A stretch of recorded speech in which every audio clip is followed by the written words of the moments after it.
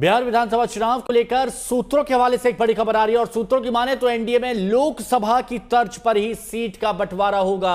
जो फॉर्मूला लोकसभा में सीट बंटवारे पर अपनाया गया था वही इस बार विधानसभा में लागू होगा।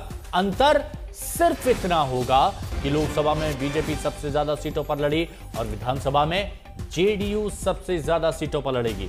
सूत्रों ने बताया कि जेडीयू 102 से 103 सीट पर लड़ सकती है तो बीजेपी 101 से 102 सीट पर, यानी एक आध सीट का ही फर्क होगा। चिराग पासवान की पार्टी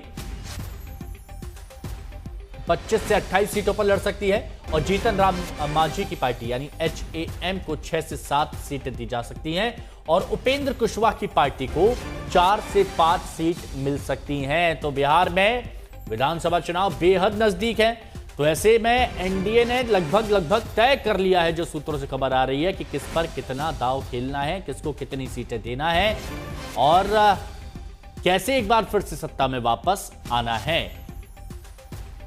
सीट वितरण, सीट बंटवारा,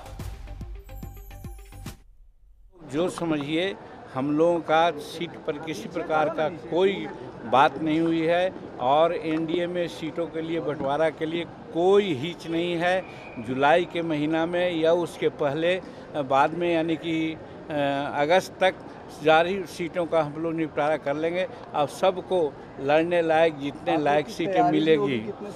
हम लोग तो समूचे 242 सीट पर हम लोग चुनाव लड़ रहे हैं, क्योंकि लड़ना भी है और लड़ाना भी है। हम लोगों को एनडीए को जिताना है और नरेंद्र मोदी जी को हाथ को मजबूत करना है। डबल इंजन की सरकार बने, उसकी चिंता हम लोगों की। और हमारे सहयोगी रोहित सिंह पटना से हमारे साथ जुड़ चुके हैं, बात करते हैं उनसे। रोहित, सीट बंटवारे को लेकर जो समीकरण यहां बिठाए गए हैं, क्या सोचकर ये समीकरण बिठाए गए हैं और इसके क्या दूरगामी परिणाम उम्मीद कर रहा है एनडीए?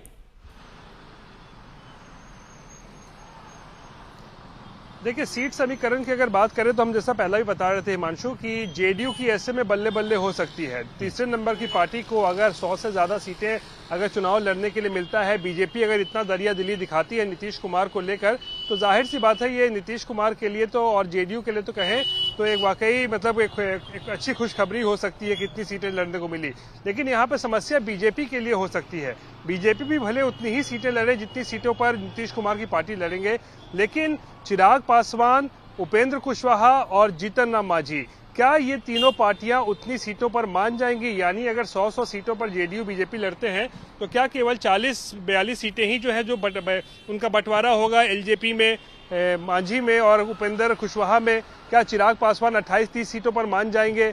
ये बड़ा सवाल है, क्योंकि पिछले बार जब चुनाव हुए थे 2020 में तो 28-30 सीटें उस समय भी दी जा रही थी चिराग पासवान को, लेकिन उस समय वो गठबंधन से अलग हो गए थे, वो माने नहीं थे। तो ऐसे में इन तीनों दलों को मनाने की जिम्मेदारी जो होगी वो बीजेपी पर होगी, क्योंकि जैसा कि मैं पहले बताया हूं, इन तीनों दलों का जो गठबंधन है वो बीजेपी के साथ है, नीतीश कुमार के साथ नहीं है। तो बीजेपी के ऊपर जिम्मेदारी है कि वो किस तरीके से अपने इन तीन महत्वपूर्ण घटक दलों को साथ रखें। रोहित, एक सीटों पर चर्चा हो रही है, सवाल का जवाब और जो जनता जानना चाहती है वो ये कि विधानसभा और लोकसभा के अलग अलग मुद्दे होते हैं, अलग अलग समीकरण होते हैं, लेकिन पिछले विधानसभा चुनाव में जेडीयू का प्रदर्शन बहुत अच्छा नहीं था, बहुत नुकसान हुआ था। तो ऐसे में जेडीयू को सबसे ज्यादा सीटें देना, उससे कम बीजेपी के पास आना, तो क्या ये रिस्क नहीं है?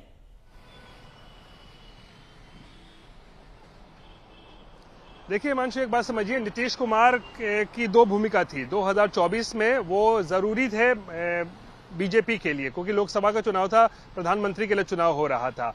लेकिन 2025 में नीतीश कुमार जरूरी नहीं हो गए हैं, बल्कि मजबूरी हो गए हैं, क्योंकि उनके पास आज के डेट में अगर बात करें तो 17-18% जो है वो वोट बैंक जो है वो एक मुश्त है। और ऐसे में बीजेपी को भी पता है कि नीतीश कुमार आज के डेट में उनके साथ रहे, उनको खुश रखा जाए, उनको उतनी सीटें दी जाए जितना वो चाहते हैं, जरूरी है, क्योंकि उतना वोट बैंक जो है अगर वो एनडीए के पास रहेगा तो इससे बीजेपी को भी जो है वो फायदा मिलेगा। और इसीलिए शायद इतनी दरिया दिली जो है वो बीजेपी दिखा रही है कि तीसरे नंबर की पार्टी होने के बावजूद भी खुद से भी अगर 1-2 सीटें ज्यादा अगर नीतीश कुमार को दिया जाता है तो आप समझ सकते हैं कि बीजेपी नीतीश कुमार को खुश रखने के लिए जो है कितना वैल्यू दे रही है, कितना उनको जो है महत्व दे रही है, ताकि एक बार फिर से एनडीए की सरकार बिहार में बने किसी भी तरीके से, चाहे नीतीश कुमार को ही एक बार फिर से क्यों। तो कोशिश यही है कि सत्ता में वापस आना और इसी के लिए जी तोड़ कोशिश की जा रही है। बहुत बहुत शुक्रिया रोहित, इतने गहराई से समझाने के लिए।